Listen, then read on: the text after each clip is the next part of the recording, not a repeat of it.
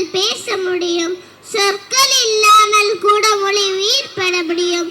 இப்போது கைகள் பேச போகின்றனர், இதயம் மொழியாக மாறப் போகிறது என்ற தமிழ் தாய்க்கு மரியாதை ஒரு இந்தி, ஆனால் உணர்வுகளால் நிரம்பி இதயத்திலிருந்து வெளிப்படுத்த போகிறோம். இதோ தமிழ் தாய் வாழ்த்து சைகை மொழியில் பாகுபாடு நிறைந்த சமுதாயத்தில் மாற்றுத்திறனாளிகளே மரியாதை செய்ய ஒரு முயற்சி.